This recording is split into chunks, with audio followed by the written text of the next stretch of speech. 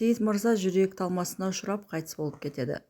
Азер өзін Баразоғлылар әулетінің жалғыз мұрагер ретінде өзін сол әулетке басшы етіп тағайындайды. Бұдан былай менің айтқандарыммен ғана жүріп тұрасыңдар дейді. Бұл қылық Диляға ұнамайды, бірақ ол үндемей отыра береді. Диля Азердің жанына келеді. Бүгін сен айтқандай болсын, бірақ бұл әулетке бас көз бол деп әкең маған тапсырып кеткен дейді. Диля мен тамақ ішпеймін деп кетіп қалады. Ал Азер әкем маған тапсырды, ол өлерінде маған осы әулеттің басшысы бол деп айтты деп айқайлап қала береді. Кейін Азер Диляның бөлмесіне келеді. Қорықпа, жай сөйлесеміз дейді. Диля сақтықта қорлық жоқ деп тартпаны ашып тапаншасын көрсетіп тұрады. Әкем тірі кезде сені қадірлейтін, құрметтейтін, сен менің марқұм ағамның әйелісің дейді.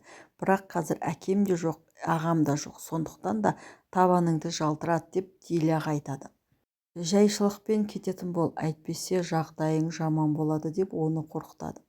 Диля айтады, әкем өлерінде маған бір шындықты айтып кеткен, сен Фатиманы зорлаған екенсің. Егер сен мені өлтіретін болсаң, немесе сенің кесіріңнен мен жоғалып кететін болсам, онда менің құрбы прокурор сен туралы шындықты барлық елге жариялайды. Қыз зорлағаныңды естігенде бұл өлкедегі адамдар бәрібір сені тірі қоймайды, ал Фатиманың жағдайы не болатынын сен елестеттің бе дейді. Сондықтан да маған еш нәрсе жасай алмайсың. Егер маған бір нәрсе болса, әлгі айғақ бәріне жария болады деп Азерді қорқытады.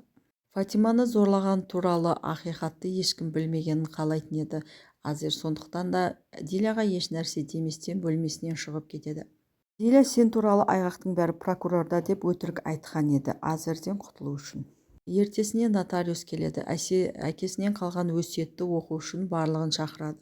Сейіт мырза жалғыз мұрагері ретінде тек Диляны ғана айтыпты. Барлық байлығын, мал-мүлкін Диляға тастап кеткен екен. Азер мен сұлтанға еш нәрсе қалдырмапты. Тек сұлтанның баласы 18-ге толған кезде байлығының 50%-ын ғана беруге рұқсат етіпті. Азер бірден нотариусқа тап береді. Ол менің әкем, анау болса менің марқұм ағамның әйелі, ол бұл үйге еш нәрседе ешкімде емес деп оның желкесінен алады.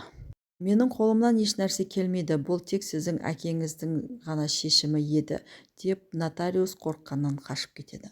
Сейіт мырза қайтыс болып кеткеннен кейін оған келген хаттардың бәрін Диляға әкеп береді.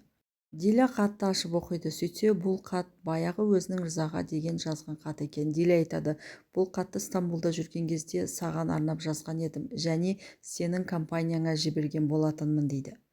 Рыза бәрін түсініп қояды. Оны жасаған анасы екенін біледі. Үйіне келіп оған мені де Диляны да тыныш қалдыр, екеуміздің ортамызға түспе, мен бәрібір Дилядан бас тартпаймын деп анасына айқайлайды.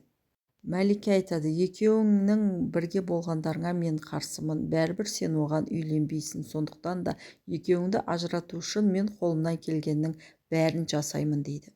Рыза анасына тыныш жүр, екеуміздің ортамызға түспе, мен бәрібір Диляға үйленемін дейді және Рыза үйінен кетіп қалады. Фатима анасына сен бұндай лас тірліктерге неге араласып жүрсің, мен саған сеніп жүрмін ғой дейді. Яғни анасының Азерден аумайтынын енді ғана түсініп жүр. Диля Боразоғлылардың жалғыз заңды басшысы ретінде өзінің жұмысына кірісіп кетті және Жаниптің ақша жымқырып көп ақша ұрлағанын біліп алады.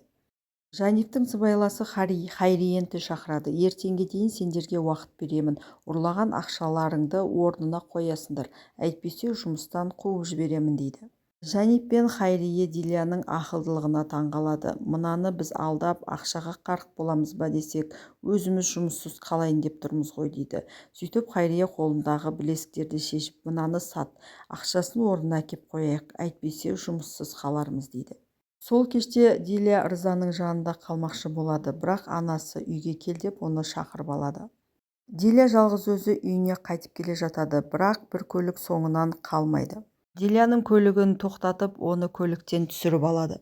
Диля қарсыласады, бірақ күші жетпейді. Диля әлгілерге жіберіңдер деп жалынады, бірақ олар еш нәрсеге қарамастан Диляны сүйреп көліктеріне алып бара жатыр және Диляға үндеме деп аузын жабады.